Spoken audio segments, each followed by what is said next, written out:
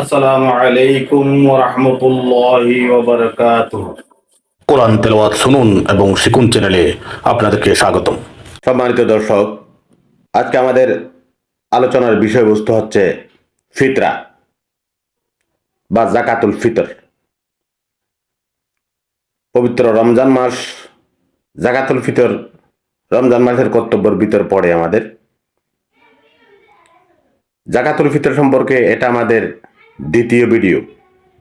প্রথমে আমরা ফিতরা কি এ সম্পর্কে, ফিতরার আবিধানিক অর্থ সম্পর্কে ধারণা নেই। জাকাতুল ফিতরের সংজ্ঞা: জাকাতের আবিধানিক অর্থ বৃদ্ধি ও সংশোধন। ফিতরের আবিধানিক অর্থ সাউম বা বিরত থাকার বিপরীত। যেমন বলা হয় রোজাদার ফিতর করেছে, অর্থাৎ রোজা ভেঙেছে। পারিভাষিক অর্থে জাকাতুল ফিতর একমাত্র আল্লাহর সন্তুষ্টির উদ্দেশ্যে ঈদের নামাজের পূর্বে দেশের মানুষের সাধারণ খাদ্যের এক পরিমাণ অসহায়, দরিদ্র ও মিসকিনকে দান করা। অসহায়, দরিদ্র ও মিসকিনদেরকে দান করা।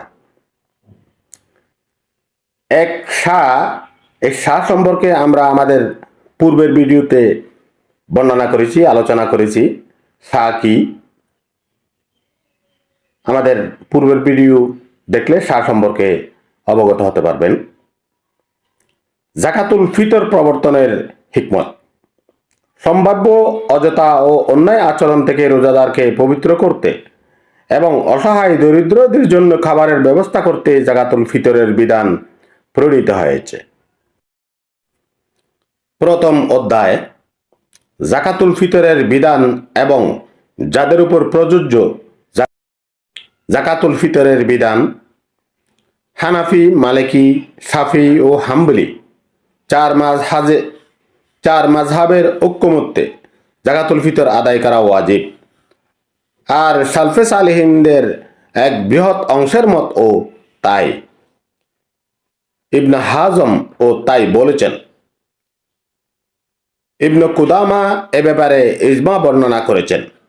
যাদের উপর জাকাতুল ফিতর প্রযোজ্য হবে: ছোট বড়, পুরুষ মহিলা, দাস স্বাধীন সকল মুসলিমের উপর জাকাতুল ফিতর করা ওয়াজিব। ইবনে রুশদ এবং ইবনে কুদামা রাহমাতুল্লাহ আলাইহি এ ব্যাপারে ইজমা উল্লেখ করেছেন। অন্যের পক্ষ থেকে জাকাতুল ফিতর আদায়: একজন মুসলিমের জন্য অন্যের পক্ষ থেকে জাকাতুল ফিতর আদায় করা ওয়াজিব হবে নাকি প্রত্যেক মুসলিমের নিজের জন্য জাকাতুল ফিতর আদায় করা ওয়াজিব, এ ব্যাপারে আলেমদের বিভিন্ন মতামত রয়েছে। কয়েকটি মত হলো: প্রথম মত, প্রতিটি মুসলিমের উপর তার নিজের পক্ষ থেকে এবং পরিবার পরিজন, স্ত্রী সন্তান সন্ততি, দাস দাসী সহ যাদের ভরণ পোষণের দায় তার উপর ন্যস্ত রয়েছে, সকলের পক্ষ থেকে জাকাতুল ফিতর আদায় করা ওয়াজিব। যদি তার এবং তাদের একদিন এক রাত্রির খোরাকের চেয়ে অতিরিক্ত জাকাতুল ফিতরের পরিমাণ সম্পদ থাকে। শাফি, মালিকি, হাম্বলি মাযহাব সহ অধিকাংশ ফকিহের মতামত তাই। দ্বিতীয় মত, শুধু নিজের পক্ষ থেকে আদায় করা ওয়াজিব।